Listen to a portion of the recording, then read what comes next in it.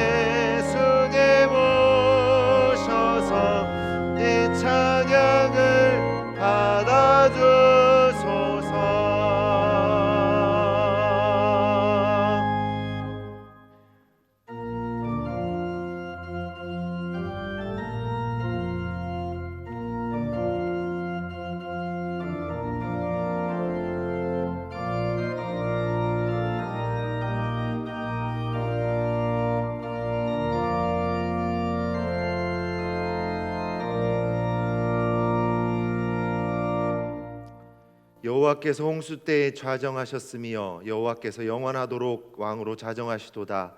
여호와께서 자기 백성에게 힘을 주시며 여호와께서 자기 백성에게 평강의 복을 주시리로다. 우리가 어려움이 있을 때에도, 우리가 안정을 누릴 때에도, 어느 때든지 주님은 우리와 함께 계시는 분임을 믿고 또한 그것을 누리며 감사를 올려드립니다. 주님께서 주신 은혜에 감사하여 오늘 이 귀한 자리에 주님의 사랑하는 성도님들이 나와 예배하오니 이 귀한 예배를 기쁘게 받으시고 변함없는 사랑 충만하게 내려 주시옵소서. 예수님 이름으로 기도하옵나이다. 아멘.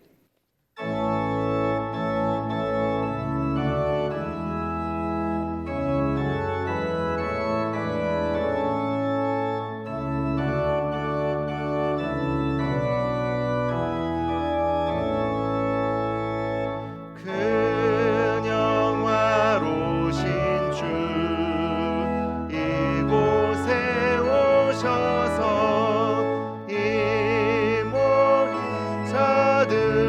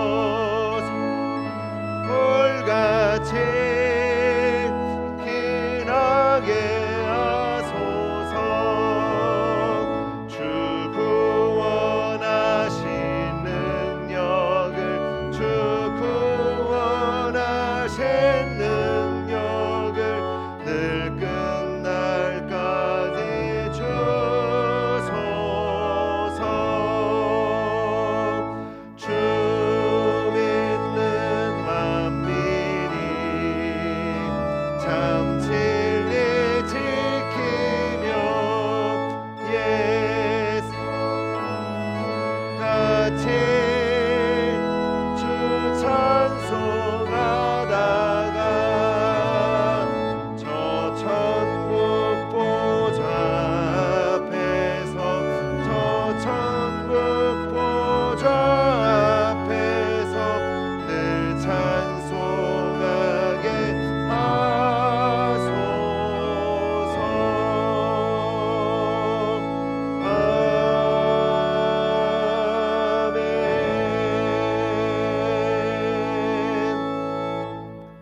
나는 전능하신 아버지 하나님 천지의 창조주를 믿습니다. 나는 그의 유일하신 아들 우리 주 예수 그리스도를 믿습니다. 그는 성령으로 잉태되어 동정녀 마리아에게서 나시고 본디오 빌라도에게 고난을 받아 십자가에 못 박혀 죽으시고 장사된 지 사흘 만에 죽은 자 가운데서 다시 살아나셨으며 하늘에 오르시어 전능하신 아버지 하나님 우편에 앉아 계시다가 거기로부터 살아있는 자와 죽은 자를 심판하러 오십니다. 나는 성령을 믿으며 거룩한 공교회와 성도의 교제와 죄를 용서받는 것과 몸의 부활과 영생을 믿습니다. 아멘. 지금도 살아 역사하시는 창조주 하나님 아버지, 거룩한 주일에 예배자로 나오게 하시고 영과 진리로 예배드리게 하시니 감사드립니다. 하나님을 송축하는 우리들에게 성령이여 임하사 새 마음과 새 영을 충만하게 부어 주옵소서. 온 세상은 코로나 전염병으로 질병과 사망, 재난과 전쟁, 경제 위기까지 끝이 보이지 않는 가운데 주님의 교회들 또한 예배하며 기도하는 신앙생활 공동체도 자유롭지 못한 현실 앞에 우리에게는 오직 살아계신 여호와 하나님 한 분밖에 없음을 고백하며 간절히 기도드립니다. 우리가 겪고 있는 고난 뒤에 반드시 축복의 은총이 있음을 굳게 믿으며 이 시간에도 마음을 다하여 하나님을 찬양합니다. 영광 받아 주옵소서. 그동안 우리가 마음껏 하나님을 찬양하고 예배하며 지금까지 베풀어 주신 은혜가 얼마나 큰지 그 소중함을 다시금 깨닫게 하시니 감사드립니다. 주님의 사랑을 한량없이 받은 저희들은 만군의 여호와 하나님을 온전히 경외하지 못하였고 내 이웃도 진심으로 사랑하지 못했음을 회개합니다. 하나님 긍휼히 여겨 주옵소서. 나를 위하여 십자가에 못 박혀 돌아가신 보혈의 은혜, 그 사랑을 너무 값없이 여기고 살아온 죄를 회개합니다. 하나님 용서하여 주시옵소서. 교회가 복음으로 세상을 이기고 감당할 때 큰 영광 받으시는 여호와 니시의 하나님, 나라와 민족을 위하여 간절함으로 기도합니다. 이 땅에 만연한 거짓과 우상 숭배, 이단과 동성애, 음란, 자살과 같은 죄악된 것들은 하나님 말씀 앞에서 사라지게 하여 주옵소서. 포괄적 차별 금지법을 법제화하려는 현실 앞에 마귀는 하나님의 창조 질서를 무너뜨리고 가정을 파괴하고 신앙의 자유까지 붕괴시키려고 우는 사자와 같이 산길자를 찾아다니고 있습니다. 하나님 아버지, 우리나라 우리 민족은 다 하나님의 것입니다. 악한 것들은 물러가게 하시고 이 땅이 거룩한 나라 되게 하여 주옵소서. 하나님, 주님의 몸된 교회들이 겸손히 무릎 꿇게 하시고 영적으로 깊은 잠에서 깨어 일어나게 하옵소서.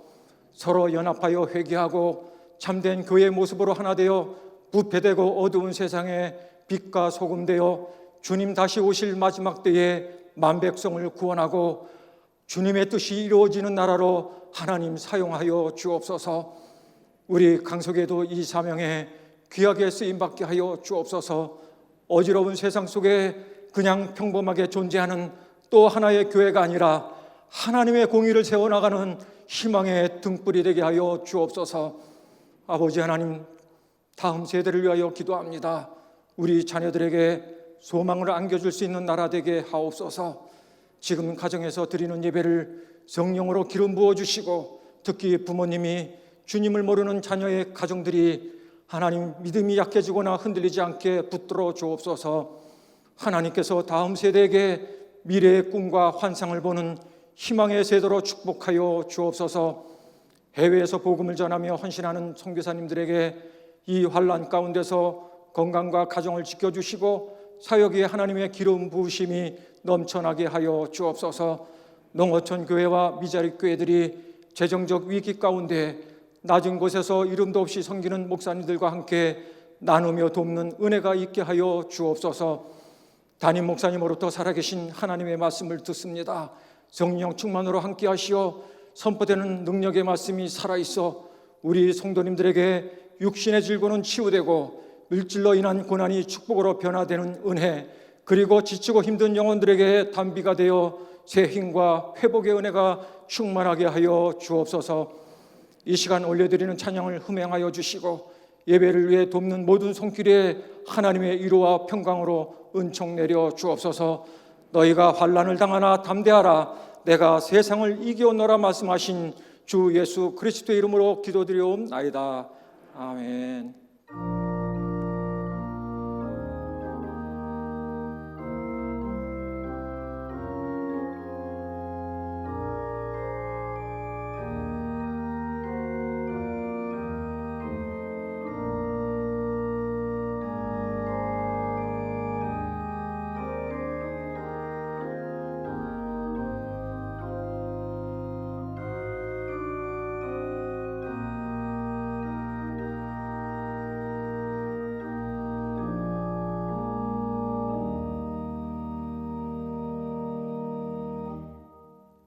교회 소식을 말씀드리겠습니다. 주일 1, 2, 3부 예배는 함께 모여 예루살렘 예배실에서 드리고 있습니다. 예배당에 오시지 못하는 분들을 위해 2, 3부 예배는 온라인으로 중계합니다. 새벽 기도회는 오전 5시 30분에 이곳에서 드립니다. 주중 예배는 가정 예배와 개인 기도로 대신합니다. 청년부 예배는 오후 2시에 이곳에서 드리며 교회 학교 예배는 온라인 예배로 드립니다. 모임 광고입니다. 교육위원회가 3부 예배 후 베델 예배실에서 모입니다. 알림입니다. 감염 예방을 위해 사용한 주보는 가지고 가시기를 바라고요. 교회 내에서는 반드시 마스크를 착용해 주시기 바랍니다. 교우 소식입니다. 425구역 안익수 장로님, 고영미 권사님께서 범사에 감사하며 아름다운 화분을 헌물하셨습니다. 543장 부르시면서 봉헌하겠습니다.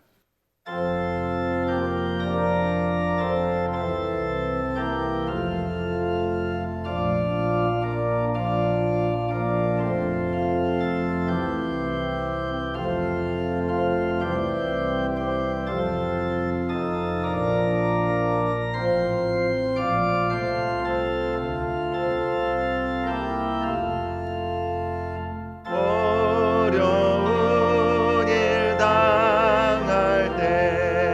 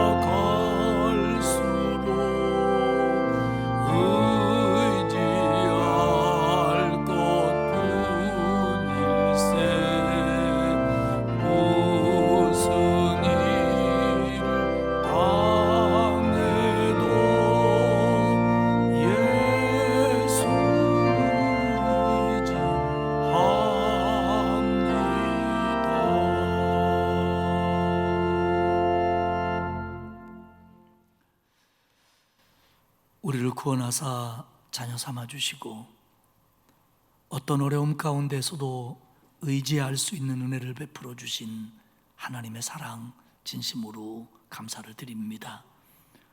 코로나19라고 하는 어려운 한 주간을 살았고 오늘 복된 주일을 허락하신 하나님 앞에 감사하며 예배당에 모여 혹은 가정에서 하나님 앞에 예배드리게 하시니 고맙습니다. 우리의 예배를 받으시고 이곳에 임재하셔서 우리 모두에게 은혜를 내려 주옵소서. 하나님 아버지, 오늘 우리가 하나님의 은혜에 감사하며 예배하며 여러 가지 물질을 통하여 그 은혜에 감사를 표현하오니 받아 주옵소서. 주일헌금을 드립니다. 감사 예물을 바칩니다. 받으시옵소서. 10의 1조를 드립니다. 흠양하여 주옵소서. 그리고 드린 손길과 가정 위에 복을 주사 평안하게 하시고 건강하게 하시고 그리고 기도마다 응답되게 하시며 자녀들의 길을 여시고 형통케 하여 주옵소서. 구제헌금, 장학헌금, 국내외 선교헌금을 드립니다. 우리보다 더 어려운 이웃들을 기억하며 그리고 농어촌 미자립교회, 도시개척교회, 기독교기관 그리고 해외 선교사님들의 어려움을 마음에 담으며 드리는 물질이오니 쓰여지며 보내질 때에 하나님의 영광 드러내며 주의 종들에게 힘이 되게 하옵소서. 아름다운 꽃꽂이 예물을 드리는 장로님의 가정을 기억하셔서 하나님의 축복이 대를 이어 내려가도록 도와주시고 손대어 하는 일에 형통함이 있도록 은혜 내려 주옵소서. 기도 제목을 담아 서원헌금을 드리며 예배당 건축헌금과 여러 가지 예물들을 또 정성껏 드리는 마음들이 있사오니 하나님 받으시고 그 기도마다 응답하여 주옵소서. 전 세계적으로 어려움을 당하고 앞이 보이지 않는 이 길을 걸어가는 저희들에게 하나님 방패되어 주시고 우리와 함께 하시고 우리를 인도해 주실 줄 믿습니다. 우리 성도들 가운데 연로하신 어른들, 병약한 성도들, 우리 아이들 눈동자와 같이 지켜주시고 해받음이 없도록 도와주옵소서. 특별히 교회의 모든 예배가 마스크를 벗고 정상적으로 드릴 수 있도록 그리고 우리 아이들이 모여 교회 학교 예배를 드리며 마음껏 찬양하며 뛰놀 수 있도록 그리고 우리가 걱정하지 아니하며 교제할 수 있도록 하나님 허락해 주실 줄 믿습니다. 그 안에 우리가 더 영적으로 무장하게 하시고 고칠 바를 고치며 회개하며 주님이 주시는 그날을 기다리도록 만들어 주옵소서. 아버지 하나님, 이번 한 주간도 여러 가지 어려움 가운데 살아가지만 하나님께서 우리의 방패가 되어주사 막아주시고 지켜주시고 이끌어 주옵소서. 믿사옵고 예수님의 이름으로 기도드리옵나이다. 아멘.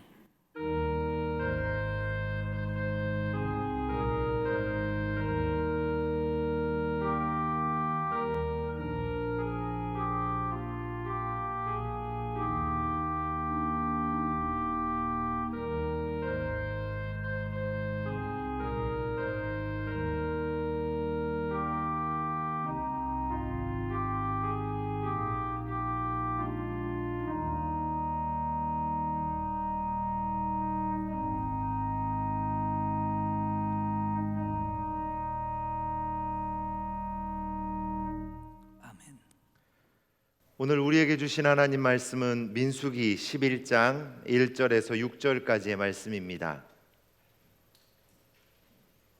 구약성경 213페이지입니다. 민수기 11장 1절에서 6절까지 말씀 봉독하겠습니다. 여호와께서 들으시기에 백성이 악한 말로 원망하매 여호와께서 들으시고 진노하사 여호와의 불을 그들 중에 붙여서 진영 끝을 사르게 하시매 백성이 모세에게 부르짖음으로 모세가 여호와께 기도하니 불이 꺼졌더라. 그곳 이름을 디베라라 불렀으니 이는 여호와의 불이 그들 중에 붙은 까닭이었더라.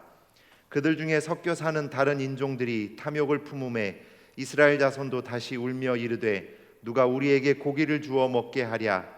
우리가 애굽에 있을 때에는 값없이 생선과 오이와 참외와 부초와 파와 마늘들을 먹은 것이 생각나거늘 이제는 우리의 기력이 다하여 이 만나 외에는 보이는 것이 아무것도 없도다 하니. 아멘. 박경순 집사님, 김수현 청년의 그래도 찬양 후에 담임 목사님께서 여호와의 손이 짧으냐라는 제목으로 말씀 선포하시겠습니다.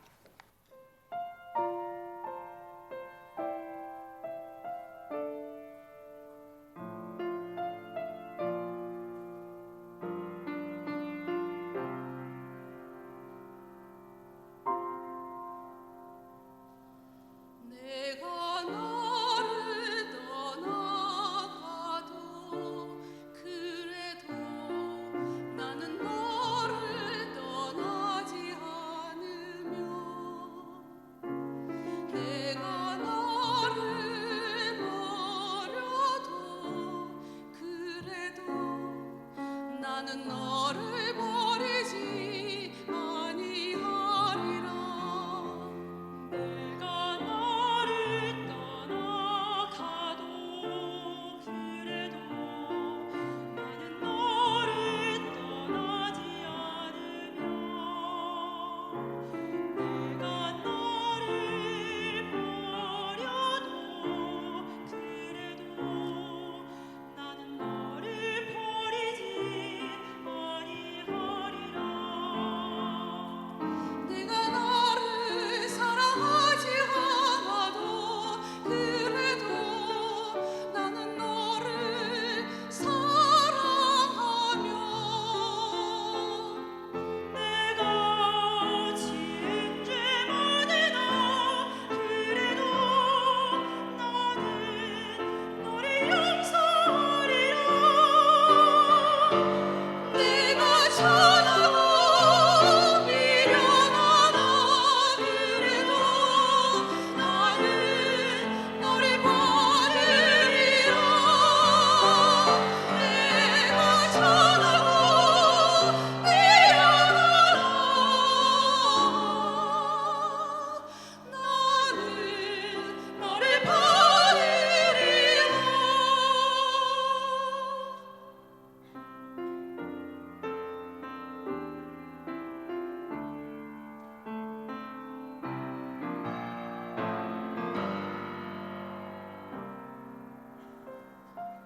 내가 너를 떠나가도 그래도 나는 너를 떠나지 않으며 내가 너를 버려도 그래도 나는 너를 버리지 아니하리라. 내가 너를 사랑하지 않아도 그래도 나는 너를 사랑하며 내가 지은 죄만이다 그래도 나는 너를 용서하리라. 내가 천하고 미련하다 그래도 나는 너를 받으리라. 내가 천하고 미련하다 나는 너를 받으리라. 내가 천하고 미련하다 그래도 나는 너를 받으리라. 내가 천하고 미련하다 나는 너를 받으리라. 나는 너를 받으리라.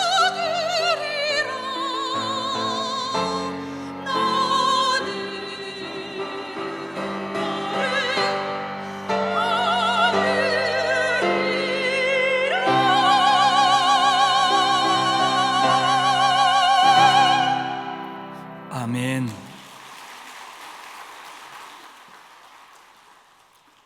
우리를 받아주시는 하나님의 사랑에 대해서 노래를 했습니다. 은혜스러운 찬양 고맙습니다.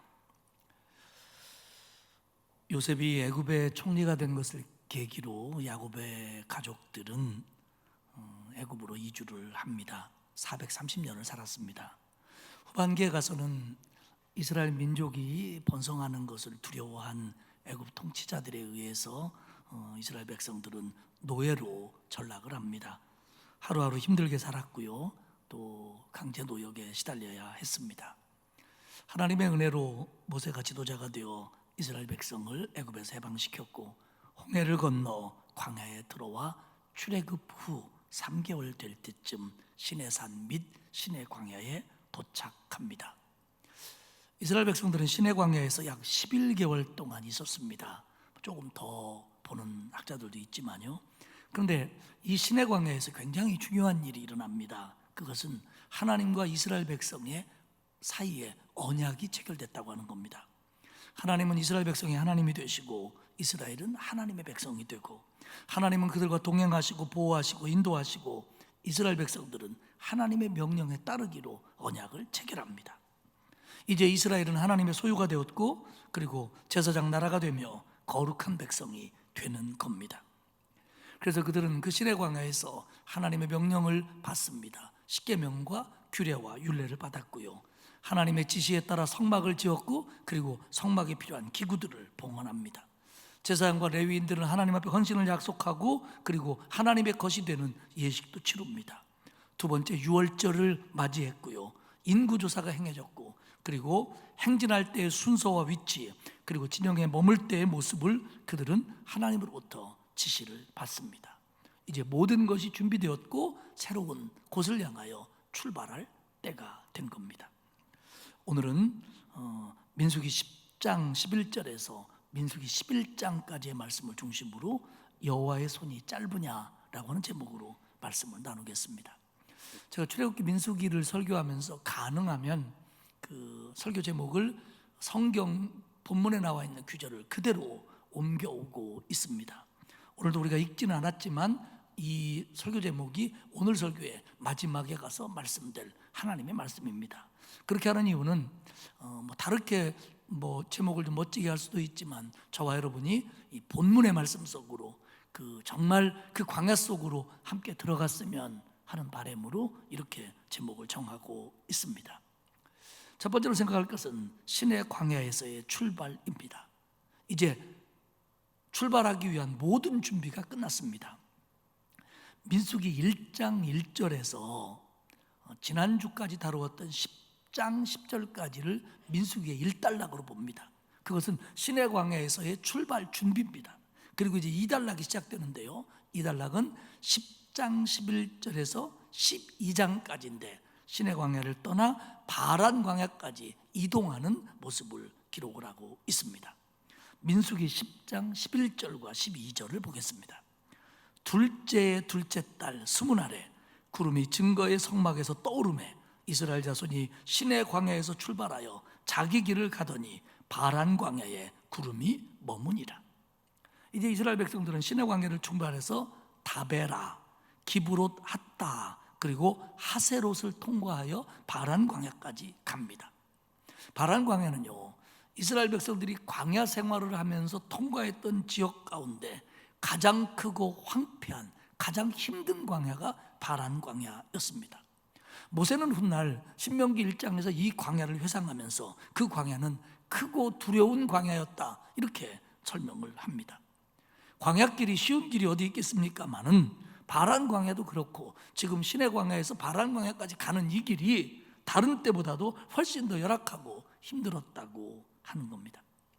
바란 광야는 시나이 반도 북동쪽에 있습니다.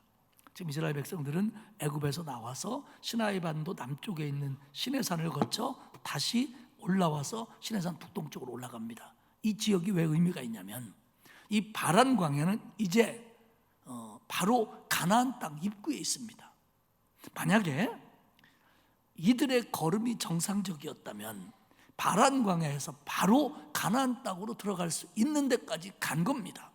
실제적으로 우리가 이제 몇 주 뒤에 살펴볼 민수기 13장에 가면 거기서 모세가 12지파의 두령들을 뽑아 가나안을 정탐시킵니다. 들어가려고. 그곳이 바로 바란 광야입니다. 우리가 앞으로 다뤄야 될 민수기에 다른 일들이 없었다면, 이스라엘 백성들이 하나님을 철저히 신뢰하고 그 말씀에 순종하고 하나님의 백성답게 그 길을 걸었다면, 그들은 이 광야 생활은 바란 광야에서 끝날 수도 있었습니다. 시내광야에서의 출발은 산뜻하고 경쾌했습니다.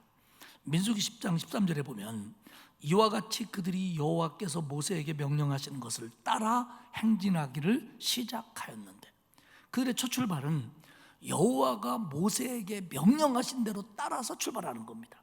하나님이 명령하신 대로 출발합니다. 구름이 떠오르면, 나팔을 불면 행진 순서는 이렇게 해라. 그대로 출발했습니다. 긴장감도 있었지만 기대감과 소망을 가지고 출발을 하는 겁니다. 민수기 10장 14절 이하를 쭉 보면 그들의 이제 진영의 모습이 나옵니다. 선두로 유다 자손의 진영의 군기에 속한 세 지파가 갔다. 유다 지파, 이사갈 지파, 스불론 지파. 그 뒤에 레위 지파의 자손인 게르손 자손과 무라리 자손이 성막을 메고 갔다. 그 뒤에 루벤 진영의 군기에 속한 세 지파가 갔다. 그 다음에 고앗 자손이 성막 기구를 메고 갔다. 이어서 에브라임 진영의 군기에 속한 자, 그리고 단 진영의 군기에 속한 자들이 이렇게 갔다. 이게 뭐냐면 하나님의 명령대로 가고 있는 겁니다. 이렇게 출발을 잘했습니다. 이렇게 출발을 잘했으면 끝까지 그대로 갔어야 되는데 그렇지 못했다는 사실이 우리의 마음을 아프게 합니다. 이 민수기 10장을 우리가 보면서 정말로 놓치지 말아야 될 규절이 있습니다. 그것은 뭐냐면 민수기 10장 35절과 36절입니다. 이 말씀은요, 그 민수기 6장의 제사장의 축복 못지않게 우리 마음에 새겨야 될 귀한 말씀이라고 저는 생각을 합니다. 35절 36절을 봅시다. 괴가 떠날 때에는 모세가 말하되 여호와여 일어나사 주의 대적을 흩으시고 주를 미워하는 자가 주 앞에서 도망하게 하소서 하였고, 괴가 쉴 때에는 말하되 여호와여 이스라엘 종족에게로 돌아오소서 하였더라. 33절에 의하면 하나님의 명령에 따라 진행하는 모든 진영의 앞에 언약궤가 갑니다. 언약궤 안에는 십계명 두 돌판이 들어있었고 그 언약궤는 성막 안 지성소에 보관되었던 겁니다. 물론 거의 광야의 행진이 이랬을 것이고요, 더러는 예를 들어서 여리고성을 무너뜨릴 때에는 또 언약궤의 위치가 중간으로 오는 그런 또 하나님의 명령이 있기는 합니다. 그러나 보편적으로 우리가 광야길에서 언약궤가 제일 앞서갔다 이렇게 보는 게 맞을 것 같습니다. 근데 이런 모습을 보고 드리는 모세의 기도가 오늘 민수기 10장 35절과 36절입니다. 이 말씀이 왜 귀하냐면 여기서 모세는 하나님의 임재, 하나님이 함께하심, 하나님이 지켜주심, 하나님이 인도하심에 대해서 굉장히 구체적입니다. 그리고 굉장히 실제적입니다. 한번 보십시오. 괴가 떠날 때에는 출발할 때입니다. 아침이 되어서 구름이 성막 위로 오르고 이스라엘이 이제 행진을 시작합니다. 언약궤가 맨 앞에 출발합니다. 그때 모세가 뭐라고 하나님 앞에 기도했냐? 하나님 여호와여 일어나소서. 우리 이제 같이 갑시다. 우리를 인도하십시오. 앞서가십시오. 그리고 주의 대적을 흩으시고 도망하게 해 주십시오. 하나님, 우리가 이 진영에 머물 때 하나님도 여기 계셨죠. 이제 하나님이 우리더러 가라고 하시니까 하나님이 내 앞에 가시면서 우리의 대적과 방해물들을 물리치며 제거해 주실 줄 믿습니다. 괴가 쉴 때에는 이제 구름이 멈추고 그 아래 성막을 치고 기구들을 놓고 그 안에 언약궤를 들여놓을 때, 그리고 백성들이 성막을 중심으로 텐트를 칠 때 여호와여 이스라엘 종족에게로 돌아오소서. 하나님, 우리 앞에서 우리를 인도해 주셨으니 감사합니다. 이제는 쉬는 시간이네요. 하나님, 이제 우리 진영에서 우리와 함께 계실 줄 믿습니다. 그러니까 하나님이 자기와 하나님이 이스라엘 백성과 함께하고 또 이스라엘 백성을 인도해 가는 것을 마치 눈에 보이는 어떤 사람이 자기 앞에 서서 자기를 인도하거나 아니면 자기들이 잘 때 자기들 근처에 와서 자기들을 지켜주는 사람을 확인하고 있는 것처럼 모세는 말합니다. 하나님의 임재를 그만큼 실제화합니다. 사랑하는 여러분, 하나님의 임재, 하나님이 나와 함께 하신다, 하나님이 나를 인도하신다는 걸 이론적으로만 받아들이는 것과 실제적으로 믿고 사는 것 사이에는 굉장히 큰 차이가 있습니다. 성결교회에 큰 사부이신 이성복 목사님이 계셨습니다. 그분은 살아계실 때 늘 오른손을 이렇게 하고 다니셨답니다. 한번 어떤 사람이 물었습니다. 목사님, 손이 불편하십니까? 왜 손을 맨날 이렇게 하고 다니십니까? 이거 나 예수님 손잡고 다니기 때문에 그래. 나 손 이렇게 하고 다니는 건 나 예수님 손잡고 다니기 때문에 그래.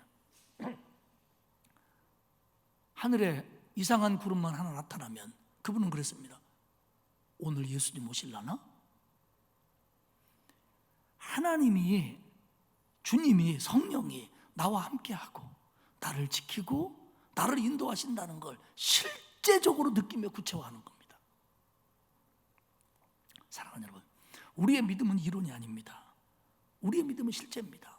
여러분, 우리가 아침에 일어나면 하나님, 제가 오늘 출근해야 되는데, 공부해야 되는데, 이런 일을 해야 되는데 하나님 오늘도 나와 함께 하시고 나를 지켜주시고 나를 인도하시는 거 맞죠? 하나님 저 갑니다. 같이 가시죠. 잠자리에 들 때면 하나님 오늘도 지켜주셔서 고맙습니다. 저는 이제 잘게요. 하나님은 졸지도 주무시지도 않으시는 분이니까 제 옆에서 오늘 밤도 나를 지켜주시는 거 맞죠? 그렇게 하나님을 곁에 두고 자는 겁니다. 하나님과 함께 걸어가는 겁니다. 이렇게 하루하루를 살다가 하나님이 약속하신 그곳을 우리를 부르시면 그때 정말 하나님 곁으로 가는 겁니다. 사랑하는 여러분, 광야 같은 이 세상을 살아가면서 저와 여러분이 정말 하나님이 나와 함께 가시고 내 앞에 가시고 나와 함께 우리 집으로 돌아오시고 나를 지켜주시는 것이 여러분의 삶 속에서 정말 구체화되고 실제화되는 믿음으로 사시기를 축복합니다. 그게 신앙입니다, 여러분. 그게 신앙입니다. 구름 잡는 게 신앙이 아닙니다. 하나님의 인도하심을 구체적으로 믿으며 실제적으로 믿으며 살아가는 저와 여러분이 되시기를 바랍니다. 두 번째는 이스라엘 백성의 원망과 불평에 대해서 다뤄보는데요. 민수기 11장과 12장에는 이스라엘 백성의 원망과 불평이 세 가지가 나옵니다. 근데 오늘 그 중에 두 가지를 다루는데 첫 번째 겁니다. 민수기 11장 1절입니다. 여호와께서 들으시기에 백성이 악한 말로 원망하며 여호와께서 들으시고 진노하사 여호와의 불을 그들 중에 붙여서 진영 끝을 사르게 하시매. 이스라엘 백성이요, 시내산에서 그렇게 산뜻하게 출발하더니 사흘 만에 하나님을 원망하기 시작합니다. 하긴 그들이 출애굽하고 나와가지고요, 홍해를 가르고 막 신난다 룰루랄라 하고 광야에 들었더니 사흘 만에 물 때문에 하나님을 원망했던 사람입니다. 이제 본병이 돋는 것 같아요. 1절에서 하나님을 원망한 내용이 무엇인지 정확하게 말하고 있지는 않지만 성서학자들은 대부분 그렇게 의견을 모읍니다. 행진하는 도중에 너무 열악해가지고 힘들었던 거, 그리고 행진 일정이 너무 힘들어서 그랬던 거, 한마디로 지금 이들이 힘들다는 겁니다. 못 참겠다는 겁니다.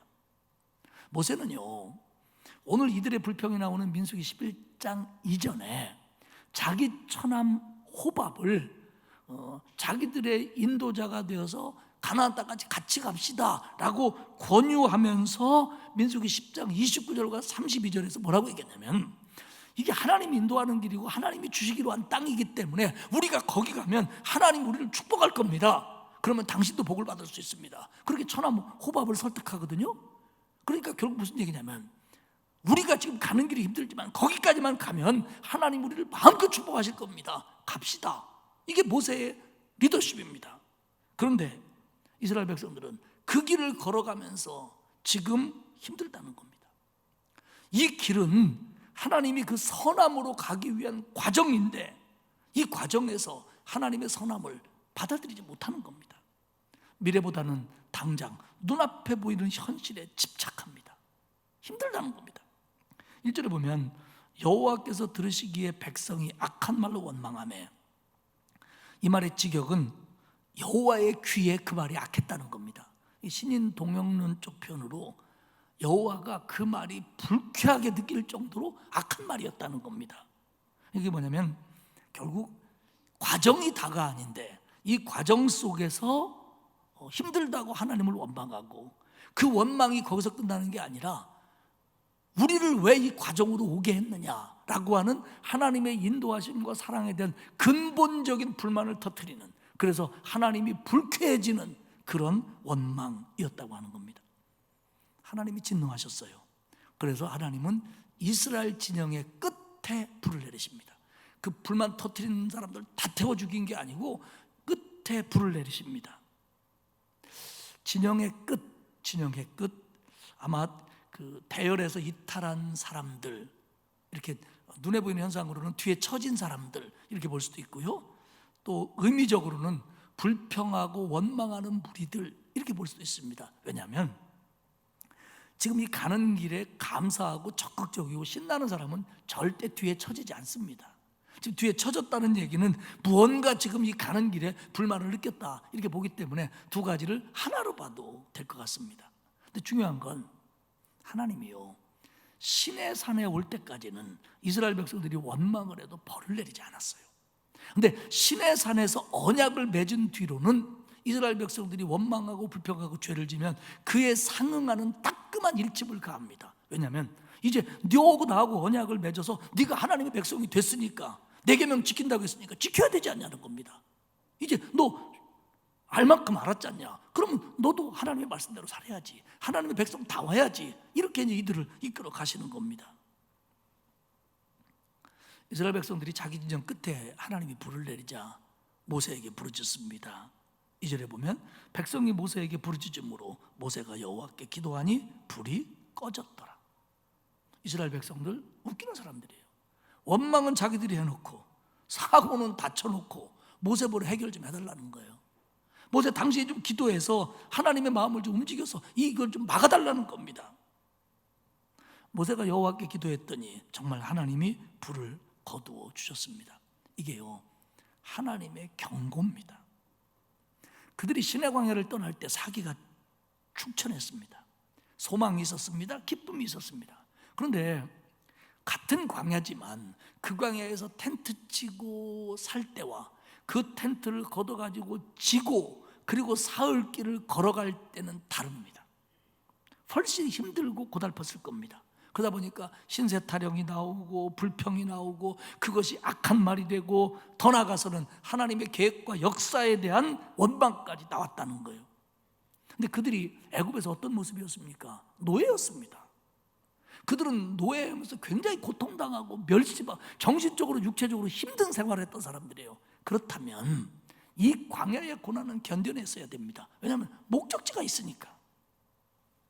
그런데 목적지가 아무리 좋아도, 하나님 의도가 아무리 좋아도 지금 내가 힘드니까 자기가 하나님을 원망하는 겁니다. 하나님이 불을 내려 경고를 합니다. 사랑하는 여러분, 하나님은요, 우리가 잘못하면 경고를 하십니다. 회개하고 돌아설 기회를 먼저 주십니다. 이때 돌아서야 돼요. 이때 돌아서지 못하면 정말로 더 큰 일을 당할 수 있습니다.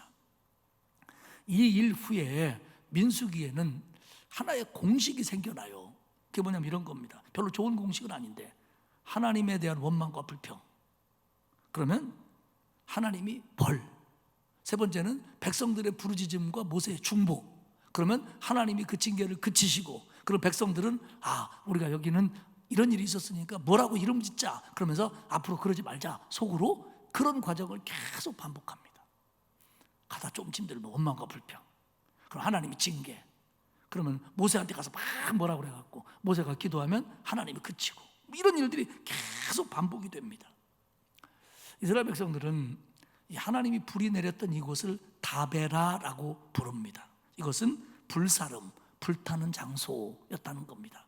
마치 그들이 이렇게 이름을 짓는 건 우리가 이런 불만을 터뜨려서 이런 징계를 받았으니까 안 해야지, 이런 뜻이 있는 것처럼 마무리가 되어가지만 그들은 이 일을 계속 반복을 합니다. 세 번째로 생각할 것은 먹을 것에 대한 원망과 불평입니다. 광야에서 그들의 주식은 만나였습니다. 근데 이 만나에 대해서 불평을 터뜨리는 겁니다. 4절을 봅시다. 그들 중에 섞여 사는 다른 인종들이 탐욕을 품음에 이스라엘 자손도 다시 울며 이르되 누가 우리에게 고기를 주어 먹게 하랴. 누가 우리에게 고기를 줘서 먹게 하겠느냐. 이건 하나님의 공급하심에 대한 불평입니다. 이 사건의 발단은 그들 중에 섞여 사는 다른 인종들에게서 시작됐다라고 우리 성경은 번역합니다. 실제적으로 출애굽기 12장 38절에 보면 이스라엘 백성들이 출애굽할 때 애굽에 살던 소수민족들이 있었습니다. 그들 중에 어떤 사람들이 이스라엘 백성들이 나간대. 그래가지고 거기에 껴서 출애굽 공동체가 되어서 가나안 땅까지 가는 사람들이 생깁니다. 나중에. 그래서 이들을 수많은 잡족이라고 부릅니다. 여기서도 그들이었을 걸로 봅니다. 근데 필립 제이 붓다는 이런 얘기를 합니다. 그렇게 볼 수도 있지만 이 잡족이라고 하는 이 단어 속에는 경멸의 의미가 들어있는 단어다. 그러므로 이 단어는 이스라엘 백성이냐 아니냐 이 구분보다는 분별력과 통찰력이 없이 그냥 육적인 욕망에 따라 사는 사람들의 통칭이다, 이렇게 번역을 합니다. 그래서 그는 그 증거로 대부분의 영어 성경들이 이 부분을 번역할 때 불량자라는 뜻을 가진 단어로 번역을 합니다. 그러니까 이들이 신앙적으로 잘못된 사람들이었다, 그런 의미입니다. 그들이 탐욕을 품었습니다. 그래가지고 하나님에 대한 원망과 불평과 부정적인 얘기들을 늘어놓습니다. 그랬더니 나머지 사람들이 이스라엘 자손도 다시 울며, 무슨 얘기입니까? 다시 불평하기 시작했다는 거예요. 다시 시세타령이 나왔다는 겁니다. 누가 우리에게 고기를 주워 먹게 할꼬. 사랑하는 여러분, 불만의 시작은 소수였습니다. 그게 이스라엘 백성이든 아니든 간에 그 영적인 통제를 받지 못하는 그런 사람들에 의해서 시작이 됐습니다. 그리고 그들의 특징은 욕심을 가진 사람들입니다. 육적인 욕망을 품은 사람들입니다. 그런데 이것이 점점 번져가고 확산이 되는 게 문제입니다. 여러분, 이 원망과 불평, 부정적인 말은요 전염이 됩니다. 이상하게 좋은 건 잘 전염이 안 되는데 나쁜 건 전염이 잘 됩니다. 그래서 이 코로나19가 이게 나쁜 놈이에요. 전염이 잘 되는 걸 보니까. 근데 이 부정적인 말, 원망과 불평 속에 있는 실체는 탐욕이었습니다. 여러분, 탐욕이 생기면요, 욕심이 생기면요, 감사가 떠나갑니다. 감사가 떠나갑니다. 이스라엘 백성은 지금 광야 생활을 하면서 하나님께서 그들을 굶주리지 않게 하기 위해서 매일 만나를 내렸습니다. 만나는 식물의 씨 같은 것으로서 매일 아침 이슬처럼 내렸고, 이스라엘 백성들은 그걸 거두다가 갈고 빵고서 빵을 쪄 먹기도 하고 구워 먹기도 하고 과자를 만들어 먹기도 했습니다. 만나가요 맛없는 게 아닙니다. 어떤 분은 그래요. 아이고 목사님 얼마나 맛있으면 이름이 만나겠어요? 그건 아닙니다. 그런데 이 성경에 보면 그 맛이 기름 섞은 과자 맛 같았다는 거예요. 그러니까 고소하고 달콤하고 그랬다는 거예요. 얼마나 감사한 일입니까? 광야입니다. 먹을 것도 없습니다. 농사진 것도 아닙니다. 그런데 그 만나가 매일 내리는 거예요. 그것으로 기름 섞인 과자 같은 맛을 가진 만나로 그들은 먹고 사는 겁니다. 얼마나 감사합니까? 그런데 그들 안에 욕심이 생기니까, 욕망이 생기니까 지금 있는 것은, 늘 주시는 것은 감사한 줄 모르는 거예요. 더 나아가 지금 있는 것은, 늘 주시는 것은 감사가 아니라 그것이 불만의 근거가 됩니다. 맞나? 늘 내리는 거니까 처음에는 굉장히 감사했죠. 지금은 의뢰 그냥 주시는 건데 당연한 건데 그러면서 감사가 사라지는 거예요. 그러면서 욕심이 생겨갖고 더 좋은 걸 원하는 겁니다. 욕심이 생기면요 현실에 감사하지 않습니다. 현실에 만족하지 않으면 마음이 부정적이 되고요 과거를 동경합니다. 근데 이때 동경하는 과거는 왜곡된 과거고 미화된 과거고 과장된 과거입니다. 이스라엘 백성들이 한번 봅시다. 민수기 11장 5절과 6절을 봐요. 우리가 애굽 있을 때에, 종살이 할 때입니다, 값없이 생선과 오이와 참외와 부추와 파와 마늘들 골고루도 먹었어요. 네. 먹은 것이 생각나거늘 이제는 우리가 기력이 다하여 이 만나 외에는 보이는 것이 아무것도 없도다. 우리 애굽 있을 때 잘 먹고 살았다. 생선, 오이, 참외, 부추, 파, 마늘 실컷 먹었다. 근데 하나님이 더 좋은 데로 데려간다고 광야로 나오니까 우리 못 먹고 살지 않냐? 이스라엘 백성들은 강제 노역이었어요. 아니, 노예가 잘 먹으면 얼마나 잘 먹었겠어요. 그들이요 바돔성과 라암셋 성질 때 거기 끌려가지고 노가대한 사람들이에요. 강제로. 삶의 짐이 무거웠고요, 심한 학대를 받았어요. 아니, 잘 먹였으면 얼마나 잘 먹였겠습니까? 설사 잘 먹었다고 하더라도 그건 노예였어요, 노예.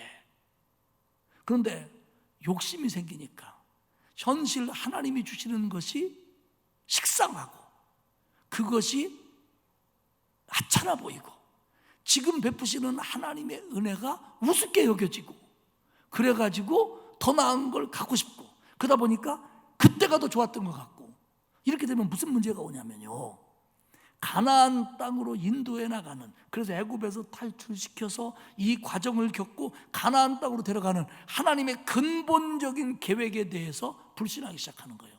그거에 대해서 불만을 갖는 건 이게 중요해요. 사실 좀 어렵지요. 매일 만나를 먹는다는 게 그렇게 썩 좋지는 않았을 거예요.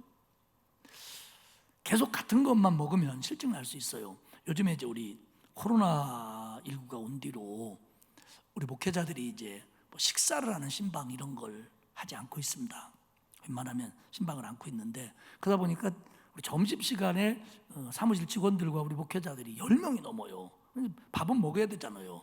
그런데 제가 그랬어요. 어디 사 먹으러 가지 말자.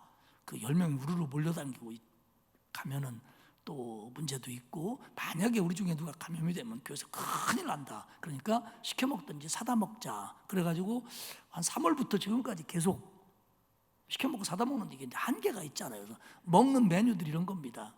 피자, 햄버거, 발음을 잘하면 좀 좋은 것 같아서. 그다음에 김밥 앤 컵라면 이런 겁니다. 제가요 그 음식에 투정을 않는 사람이에요. 보기에는 까다로워 보여도요 굉장히 무던한 남자입니다. 내가 특히 제가 김밥을 좋아해요. 우리가 교회 질 때 임시예배당에 있을 때 매주 김밥을 먹었는데요, 저는 그 김밥에 대해서 너무 매일 맛있게 먹었어요. 그리고 김밥을요 점심에도 먹고 저녁에도 먹고요. 나는 바보처럼 비싼 뷔페에 가도요 김밥은 꼭 먹는 사람이에요. 그런데 김밥을 너무 많이 먹으니까 질려. 요새 질려요. 그래가지고 제가 그랬어요. 나 이거 살살 질리기 시작한다고. 질립니다. 그러면 우리 요새 가끔 성도분들께서 맛있는 도시락을 사서 배달시켜 주기도 하고요. 어떤 분은 떡볶이를 만들어서 주기도 하고 그래요. 우리는 이걸 뭐라고 부르냐면 사식이라고 불러요. 누가 사식 넣어주는 거예요 우리한테. 질려. 근데 우리가 그걸 먹는 이유는 뭐냐면 평생 먹을 거 아니잖아요. 언젠가는 끝나고. 그럼 우리도 맛있는 식당에 가서 성도들과 함께 신방하며 사 먹을 날을 기다리면서 우리는 견디는 거예요. 질려두. 이스라엘 백성 좀 질린다는 거예요. 아니, 광야에서 만나를 주신 걸 감사해야지. 그게 질린다는 거예요. 질릴 수 있어요. 그럼 그걸로 끝나야 되는데 이게 뭐냐 이거예요. 이게 뭐냐. 그때가 좋았다는 거예요. 그때가 좋았다는 건 무슨 얘기예요? 괜히 나왔다는 겁니다. 괜히 나왔다는 건 뭐예요? 하나님의 인도하심에 대해서 불신하는 거예요. 하나님이 속상하죠. 그래가지고 이게 한두 명 얘기가 아니라 막 이스라엘 백성 전체가 이걸로 들썩거리니까요 모세가 여기서 굉장히 흔들립니다. 민수기 11장 10절을 쭉 보면요 모세가 하나님 앞에 막 항변을 토해요. 11절에 보면 하나님, 이 백성을 왜 나한테 맡겨가지고 그 짐을 나한테 지게 해서 나를 이렇게 괴롭게 합니까? 13절에 보면 내가 무슨 수로 이 사람들한테 고기 먹입니까? 14절에 보면 나 혼자는 이 백성을 감당할 수도 없습니다. 15절에 가서는 급기야 하나님, 차라리 나를 죽여주셔서 이 괴롭으로부터 나를 건져주십시오. 이렇게까지 얘기합니다. 모세가 굉장히 실망합니다. 이스라엘 백성에게. 그리고 그것을 해결할 수 없는 자기의 무능력함에 대해서 자괴감에 빠집니다. 그리고 그 길 안 한다고 하는데 그거 하라고 지킨 하나님까지 싫어지는 거예요. 하나님을 원망합니다. 근데 하나님이요 모세를 나무라지 않아요. 그리고 모세에게 해결책을 제시해 줍니다. 첫째, 70인의 지도자를 세워라.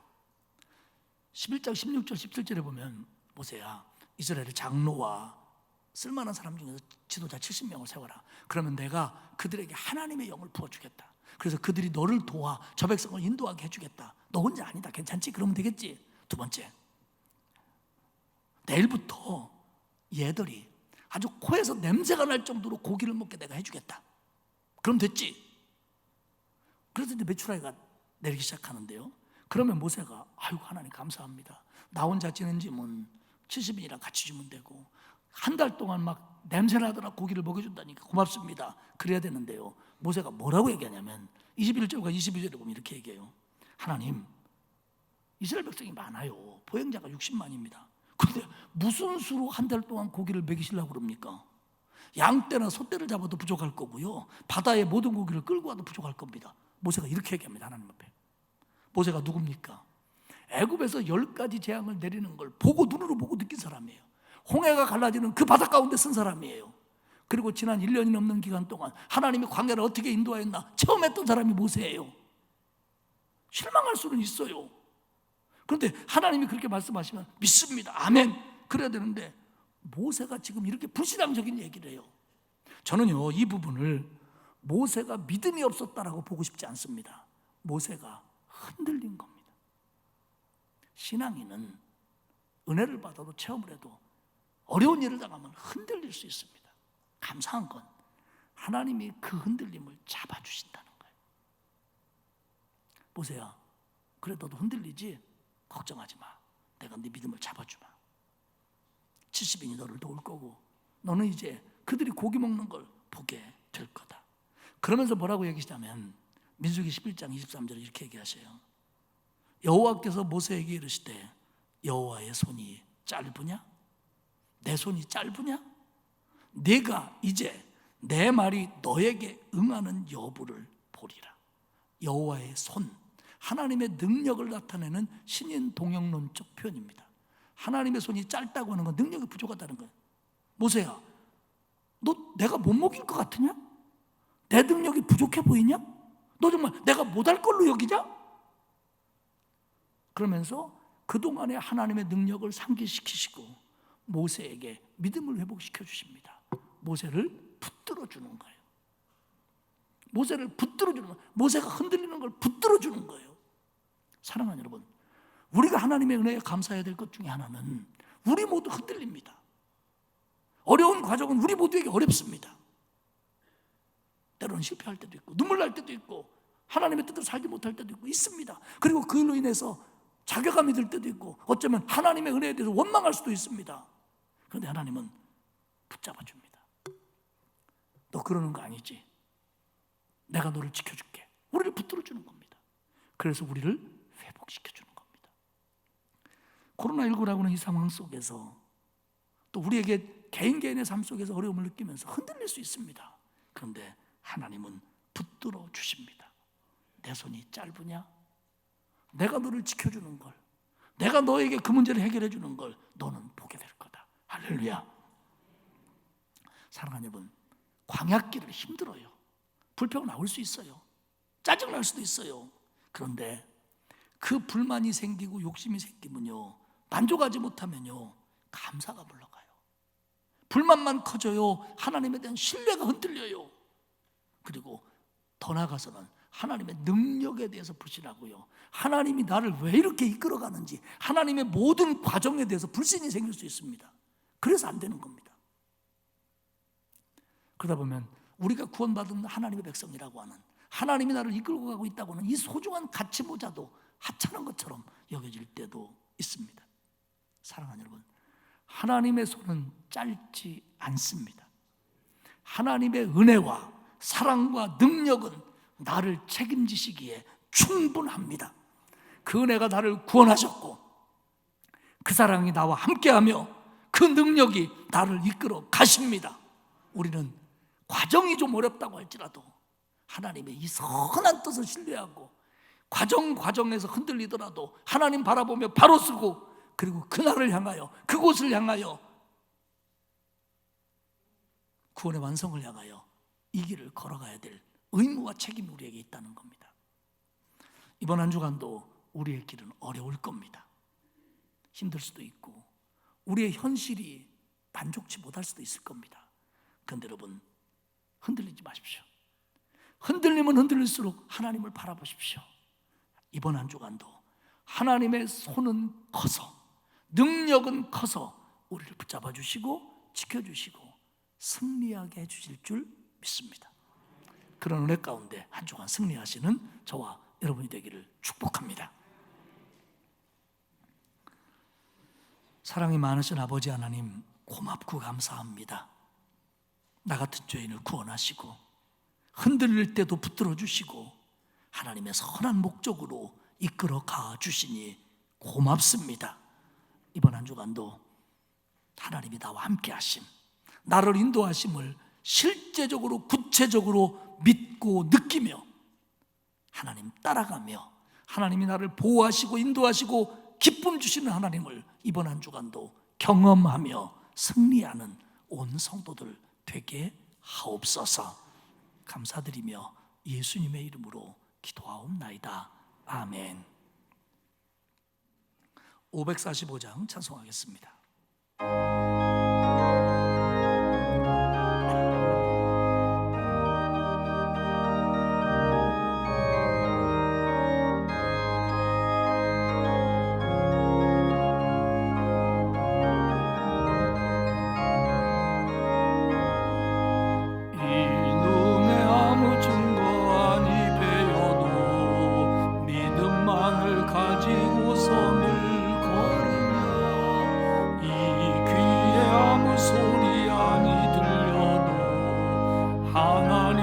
약속 위에 서리라.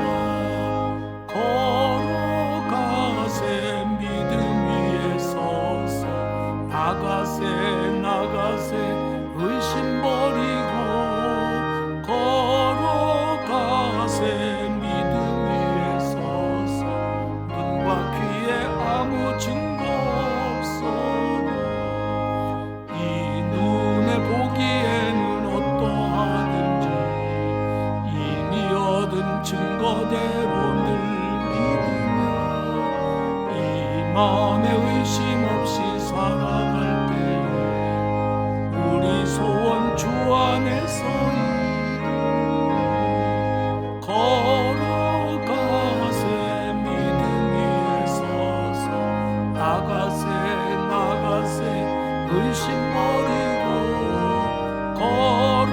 걸어가세 믿음 위에 서서 눈과 귀에 아무 증거 없어도 주님의 거룩함을 두고 내세요.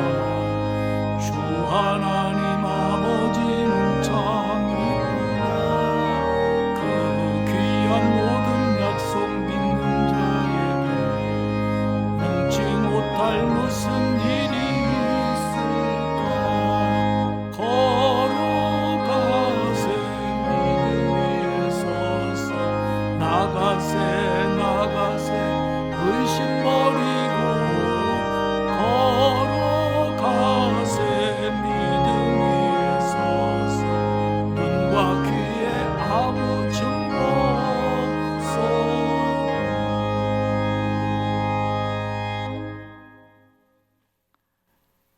이제는 나의 주님, 우리 주 예수 그리스도의 은혜와 하나님 아버지의 크신 사랑하심과 성령님의 감화 감동 위로 교통하시는 역사가 광야 같은 세상이지만 때로는 부족하고 때로는 어려움을 느낄 수밖에 없는 길이지만 그래도 나를 구원하시고 나를 책임져 주시고 나를 인도하시는 하나님의 손을 실제적으로 믿으며 의지하며 순종하며 따라갈 것을 다짐하는 온 성도들 머리머리 위에와 그 자녀, 가정, 일터 위에와 우리 교회, 이 나라, 이 온 땅 위에 이제로부터 영원토록 함께 하옵시기를 간절히 축원하옵나이다. 아멘.